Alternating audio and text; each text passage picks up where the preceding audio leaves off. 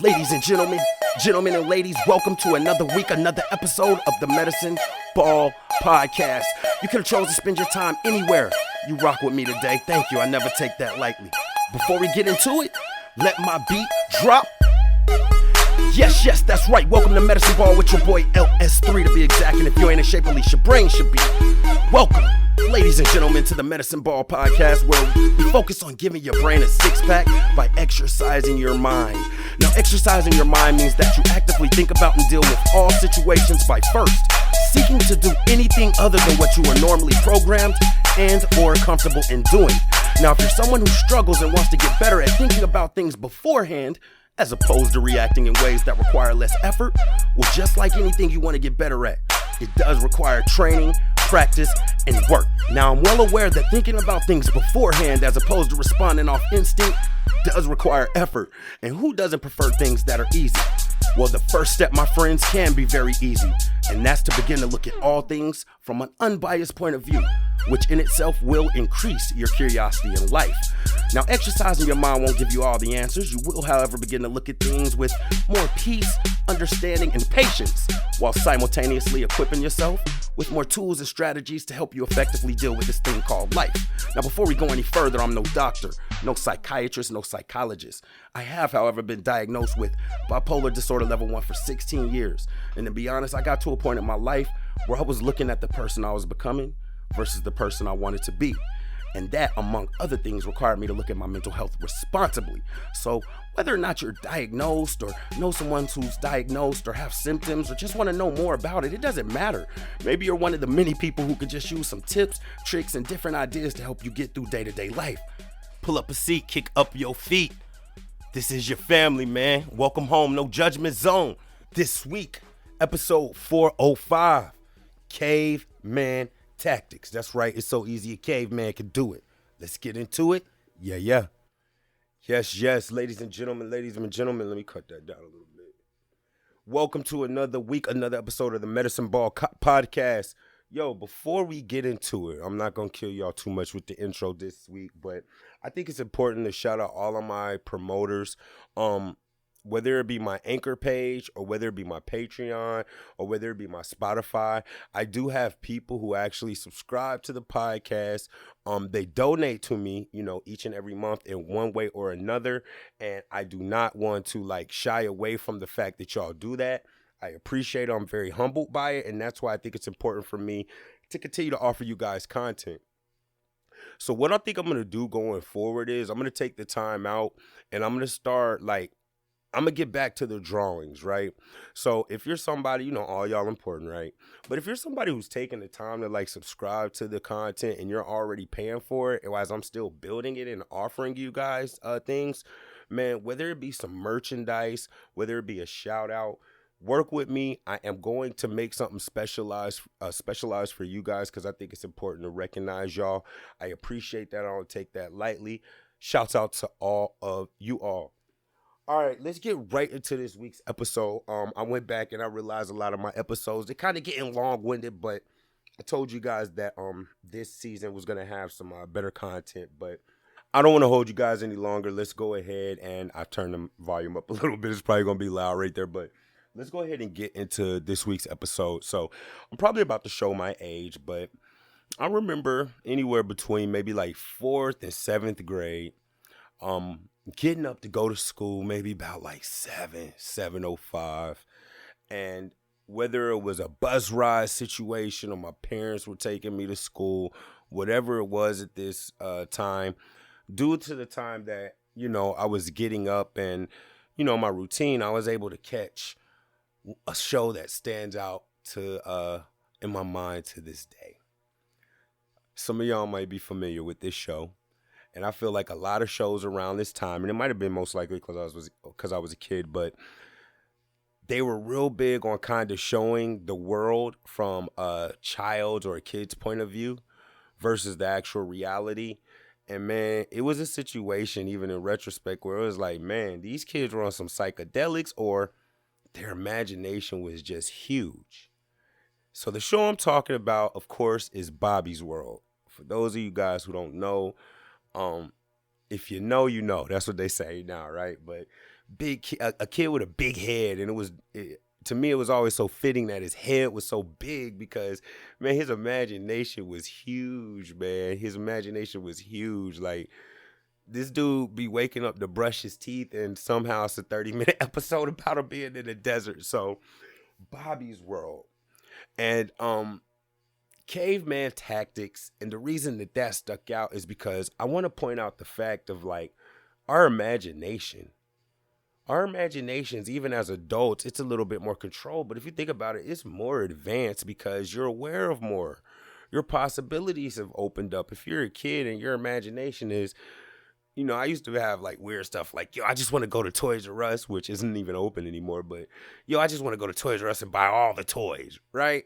When I was young, that was like some of the things I would be thinking about versus now where my mind's opened up. Man, I'm trying to own an island somewhere, right? But anyway, our imaginations and our thoughts are very, very powerful. And last season, I had an episode that was entitled Paralysis by Analysis. And it just talked about how, and I believe I gave myself as an example, how overthinking things and not like looking at things from a realistic point of view, and especially me with my diagnosis of bipolar with the anxiety, man, if I don't catch myself, then it's real easy for me to talk myself out of a lot of stuff, and that just doesn't even make any sense, or get frustrated at stuff that doesn't even really make any sense. And I wrote down here in my notes that, like, one of the examples I gave was just like recording the episode when I was working with Ariel. Shouts out to her, right? Go look at my previous episodes. If you don't know who that is, go look at my previous flyers. Shouts out to her. But it was just when it was early on, and I'm somebody who's in, like, I feel safe saying I'm in the music industry, right? I'm familiar with how that operates, especially when it comes to the technical aspect. As knowledgeable and talented as I am with that, I made it so complicated to record her when I could have just literally, and I do have the talent and ability to just record it from the phone on speakerphone and go in there and edit it. And man, I stressed out about it.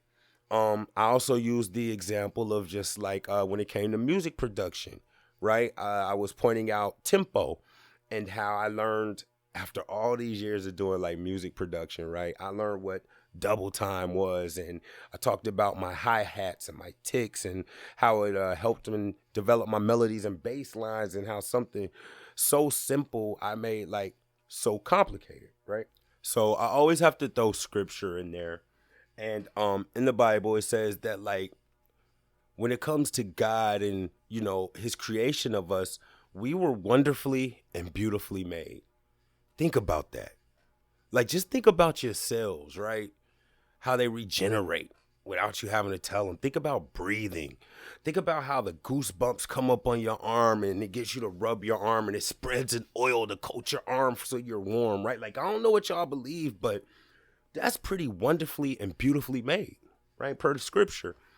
And with that, the mind is powerful and just like simple in the story. I know it may sound crazy or it may sound odd or weird or loony, but like, if you don't control your mind, or if it's unchecked, it will control you. So I want to piggyback about that and go into, more about Caveman Tactics, because this is all about simplicity and getting things done, and then I'm going to build from there. All right. When it comes to our goals and our dreams and our aspirations and our ambitiousness, right? I have an acronym, which is ALF, believe it or not. ALF, alien-looking guy from another 80s-ish show that I'm showing my age. But I have an acronym about things that getting our way when it comes to us want to accomplish anything. Man, it could be saving for a car. It could be working on our attitude. It could be spiritual growth. It could be moving forward in the company. It could be getting a promotion. It could be building our business. It could be driving our sales. I just want to give you like whatever you got you trying to work on, right? ALF. These are things that typically stop us from truly being able to accomplish things that, we set our hearts on. Number one, arrogance in ourself. Like, I'm not going to harp on it too much, but I'll always talk about it. Like, typically as humans, it's just crazy. And this goes back again, and I'll go into this deeper in another episode, but just like, once you like really cut and dry with yourself, strengths, weaknesses, realize you suck at some stuff, you gonna fail at some stuff, I'm telling you, it turns something on. Like, if anybody's ever seen X-Men, now I'm an X-Men kind of nerd, but even if you're not, if you've seen any of the movies, Professor Xavier has something called Cerebro. And it allows him to go into this room and put this helmet on, and anybody who has the mutant gene, they just glow. So all of that to say, when you're more aware of your strength, your weaknesses, your strengths, your triggers, and all of that, when you see it in other people, it's just like glaring. You don't even try to judge them or anything. It just really stands out. And a lot of times I've seen situations where people will tell me like, I don't have no confidence in myself, or I'm not a very confident person, right? But that same person may, I don't know, see something leaking out of the front of their car, not know nothing about cars, and be like, oh, that's probably some AC fluid. But they'll tell me they're not confident in themselves. And I'm like, well, you are pretty confident in yourself. You darn sure confident in yourself to be a vehicle fluid identifier, right? But you gotta really like be aware of it. I use myself as an example because I don't never like to come off as like I got it figured out or nothing. No, I'm hardly flawed, right? When it came to the video editing, and I just talked to somebody about this tonight or earlier today, but just like, bro, if you think that you're going to work a job, let alone a job where you're on a salary managing people, and be a music producer and get in depth with it like a composer, and run a podcast that you're editing and engineering yourself, and then take on video editing, yeah, that's arrogance, man. Who you think you is? That's what I was telling you. I was saying to myself, like, I had to pause and be like, bro, who the hell do you think you are thinking you about to do all of this? A lot of the times our arrogance in ourselves or overconfidence in ourselves is the very first thing that stops us from even taking the path on trying to accomplish and reach some of our goals and dreams and match our ambition, right? So that's A, Alf. L, man, I don't know how else to say it. And it's hard to say. And you got to be found, have a solid foundation in yourself when you start having these type of discussions, because like it's human nature to become defensive. And the very first thing somebody's going to do is be like, oh, you think that you're a know-it-all. You think that you're perfect, when that might not be the case. But it's a defensive mechanism, right? But L is a lack of accountability. Like, I'm just keeping it real with you. Like, I think I was on Facebook. Matter of fact, I'm going to tell you, right? I was on Facebook. And I want to be very careful with this when I speak about this, but I've thought about it, right? I was on Facebook, and a woman, posted that just like, I don't know what it is, but if you make your own money and you a boss and you got your own business, guys are intimidated about you. And then here come, respectfully, the peanut gallery. Yeah, and then they swear they hate messing with broke chicks. That's not what they said, though. They said something else. But they swear they hate messing with broke chicks, right? Now, mind you, I ain't about to get into this alpha male thing, this high value male thing. I ain't about to get into all of that, right? It's just a good and bad, noble, chivalrous, whatever, right? I just, and a guy, like, I'm going to give y'all two examples of things I saw. And another guy said it, because it's like, you got to be very careful with that, because it could look like woman bashing. But I'm just like, bro, respectfully, like, that ain't attractive to a dude. And when I say that's not attractive, we're talking like sexually attractive, bro. I don't know too many dudes who's just like, you know what? You know what turns me on? You know what really lights my fire? A boss chick with her own money. Man, that just turns me on. Ain't no dude saying that, man. I'm just being real with y'all. Like, it's dope. But when it comes to like the caveman tactics of like attractiveness to the opposite sex, like, that don't matter. Right? Because chances are, if you're a woman in that position, the type of man that you want, he don't care about that at all. And then I posted a little jokey joke, right? I was like, yeah, that's why the broke chicks be swiper no swiping, because they have more attractable attributes. I'm gonna keep it real with you. They be like, but they swear that they don't like broke chicks. I had to keep it real on the post. I was like, yo, we lied.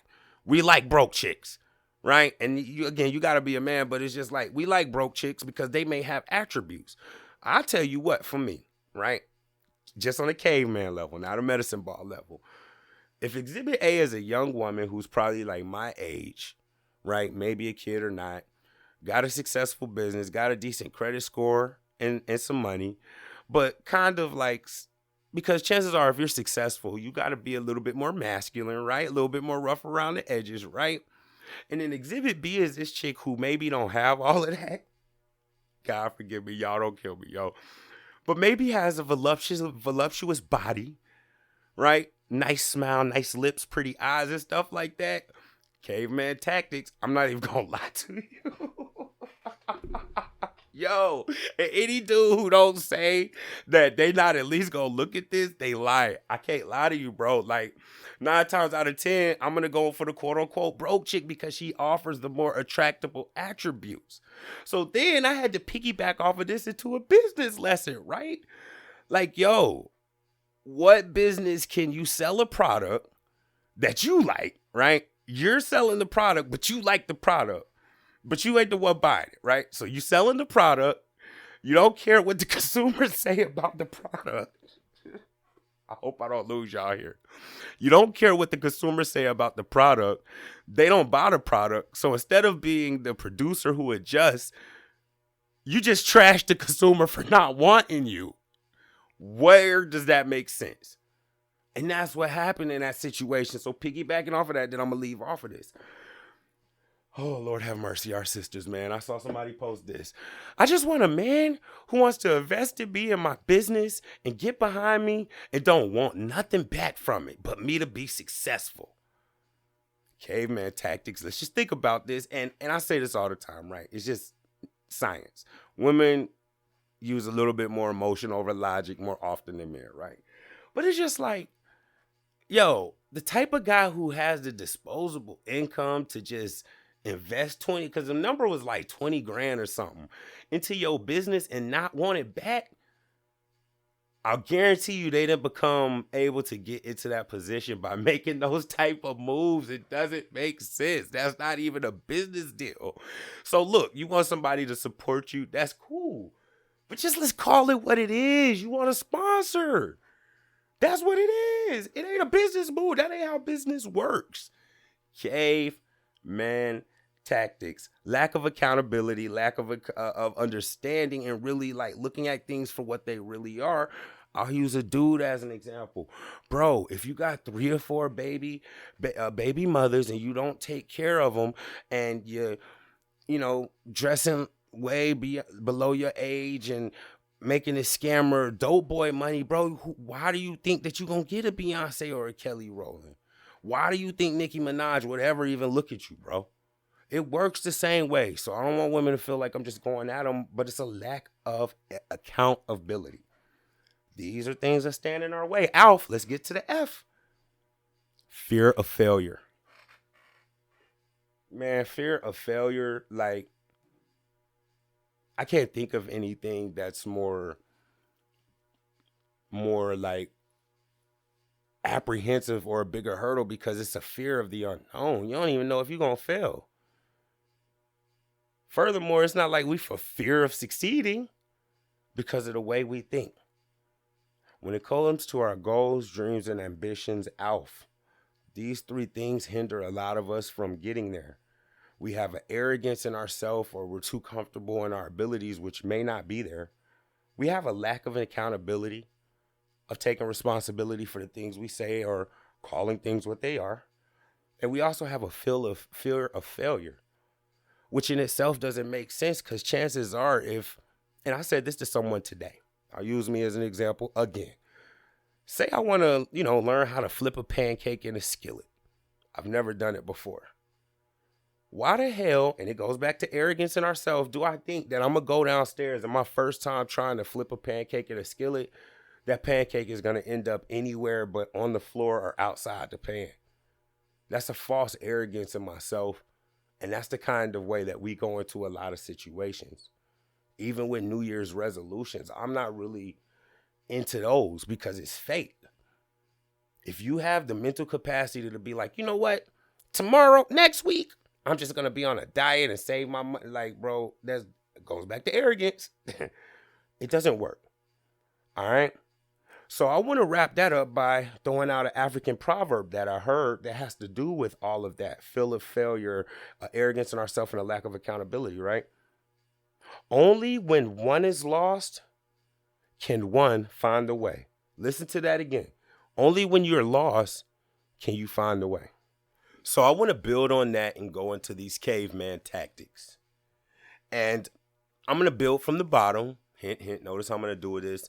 And I'm going to build up, but I'm not going to go too deep into it. I'm going to leave some more for us to address on a different topic or a different episode, all right? Another acronym, HOW, right? HAL, how. And these are some things you can start from the caveman tactic point of view that can help you with some of these adversities, some of these goals, some of these dreams, some of these aspirations you have, right? And what's neat about these is they kind of like, they fight the ALF, right? They fight the things that are standing in our way with the ALF, right? So the number one is humble, remaining humble. I always, every chance I get, especially when I feel like I'm on a hot streak or I'm doing a lot of things right or I'm in a groove or something like that, like I'm quick to be like, yo, God, let me chill out. It ain't me, big guy. God is you. The glory goes to you. Let me not trust in my own self.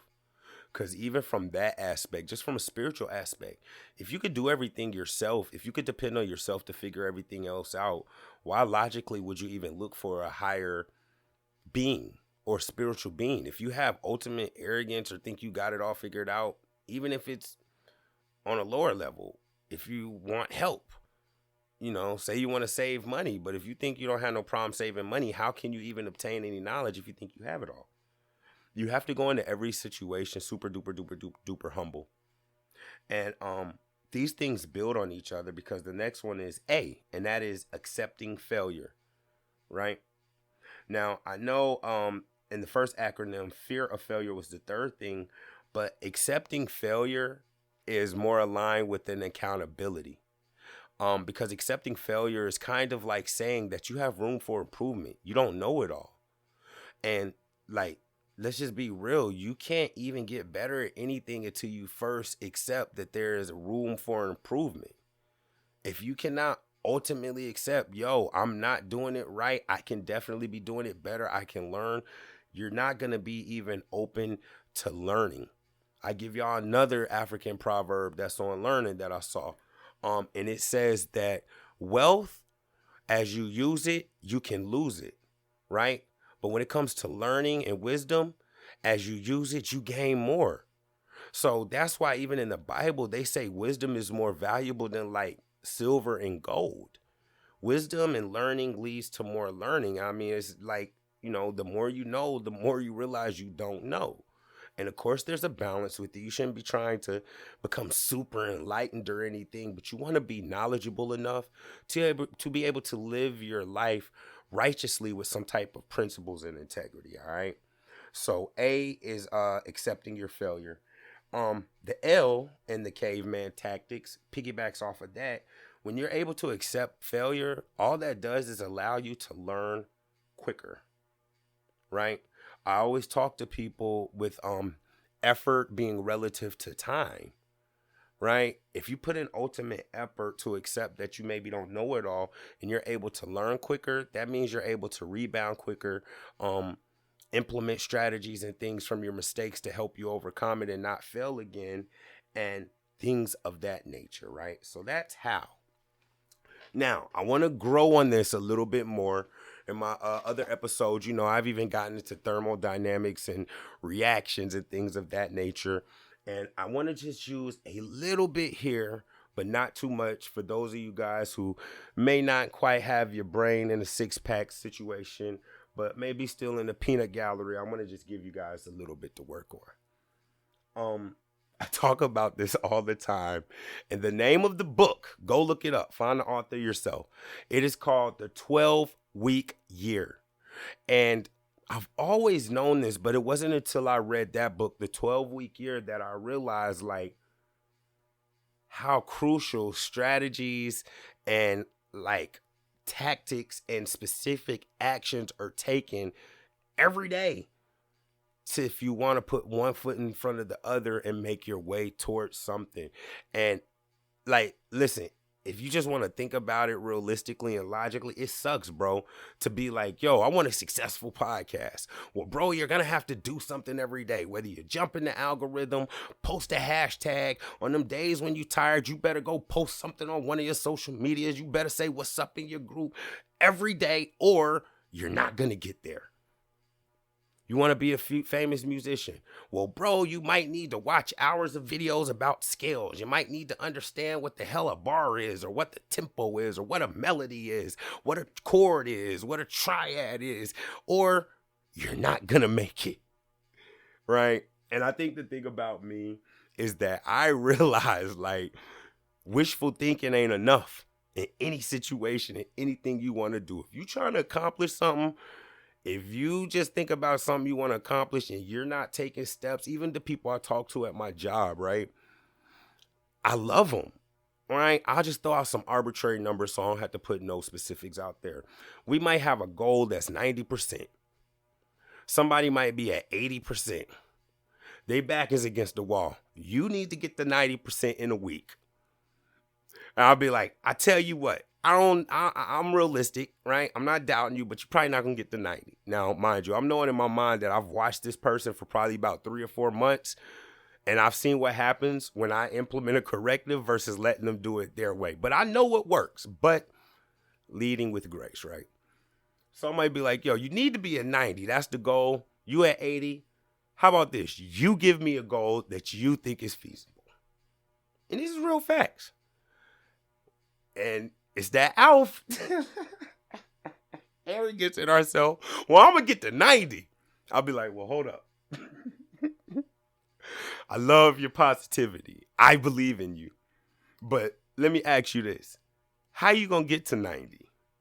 I'm just going to try really hard and focus on my numbers. And I'm just like, that ain't going to do it. What can you do as soon as we get done talking, as soon on your very next call or whatever you got to take a step towards 90? Well, I'm just going to focus on it, right? I ain't going to get too much into it, but it's just like, bless their heart when they go about it that way. And I don't like kind of help them to see it. I'm just being real. They not going to reach that 90. They not going to reach the goal they set because the goal is right, but they don't have the things necessary to get to that goal. I use all kind of stuff. I'll be like, yo, this is Mario. You got to get to that platform over there, right? If you don't do something right before you get to that platform, you're going to fall into this little ditch with the little flowers that bite on your feet, right? So either you got to hit a mushroom and grow big, or either you got to have the cape on and hit the Y button so you can spin your tail over there. But if you just like, yo, I'm trying to get to that platform, good luck. It's the same in life. 12-Week Year is a book that helped me because it lets you look at things in quarters almost, which is really what it is, as opposed to this whole year-long thing where you've wasted so much time before you put the pressure on yourself or start taking the proper steps. You start doing it in 12 weeks as opposed to 12 months, which means you're giving yourself more attempts throughout the year to kind of get your groove. So I want to build on those two things because I don't want to lose people right here. And I know I'm about to go way technical because I'm about to jump into some reverse engineering, but the caveman way. Because we have to understand, man, sometimes we overcomplicate things, even with the numbers. Oh, I'm going to look at my numbers every day and I'm just going to try every hard. How about this? How about if you don't follow the script on your calls, why don't you just try following the script? Simple as that. Well, I don't think the script goes together. I mean, Caveman Tactics. They're asking you to read it. Why are we trying to go invent a truck wheel when we just need something that can just roll? Caveman Tactics, reverse engineering. And this is to help everyone because I have struggled as a leader in trying to communicate this to people. And I have put a lot of thought into it. And here it is. Caveman, low level, right? Reverse engineering is the idea of looking at where you want to be and working your way back from being at that point to where you currently are. Let me give you an example. Easy example, right? I'm going to try to use something that I think everybody's more familiar with. Soccer, right? Football, not football Americana, football, right? Soccer. Say you want to score a goal, right? You want to score a goal. Now, soccer has this big net. Let me show you how reverse engineering works. You're at the other end with the ball, and your end goal is to score a goal. The first thing you need to decide is where in the net you want to place the ball. Do you want to place the ball? And you got to use these kind of strategies and details if you want to get there effectively. And this is low level. And it's just necessary, or else you're going to fall short. You may hit your target, but it's going to be luck. And that's possibly the worst thing because then you get even a more false arrogance in something that don't exist. So let's start from the beginning. Where in the goal do you want it to go? It matters. Do you want it upper right-hand corner? Do you want it lower left-hand corner? It gets you to thinking. Because now I would probably think, well, how tall is the goalie? What are his stats jumping to the right? What are his stats jumping to the left? Okay, cool. Jumping to the left, he's not good. I want to score this goal in the upper left corner of the soccer net. Now you backtrack. Where does the ball need to be kicked from in order to land in the upper left hand corner of that net? Oh, it needs to be kicked from the right hash 10 yards out with my right foot. Boom. Where do I need to be positioned in order to kick the soccer ball from 10 yards out on the right hash? Oh, I need to be placed at a proper angle when I'm approaching the ball so that when I kick it, it has the right spin on it. Boom. What defenders are around? What moves do I need to be thinking about to make sure when I'm kicking that ball 10 yards out on the right hash that is going to lead to the upper left-hand corner?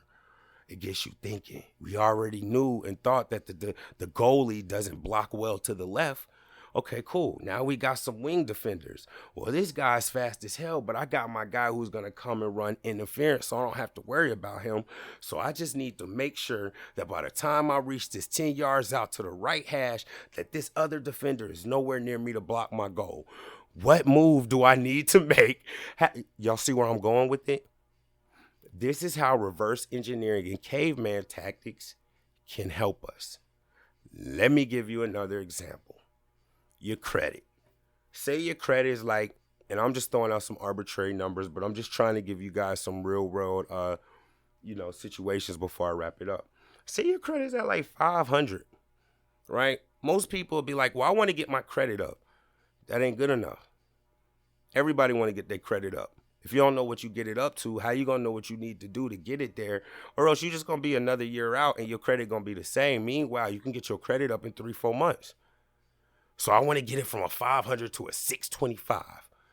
Okay, cool. How do you need to get it up to a 625? How many points is that? This is how I be doing people with goals too. Well, it's 125 points. All right, you need to move it by 125 points. What factors in your credit move your credit score the most?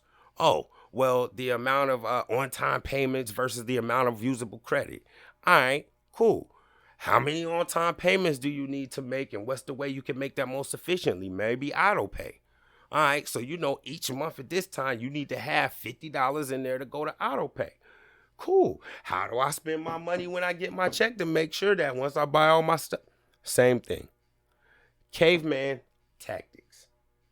If you guys go into it using the how, which is humbling yourself, accepting failure, thus allowing you to learn quickly, you can start using some of these reverse engineering tactics to effectively approach your situations, your aspirations, your dreams, and your thought processes to get you there.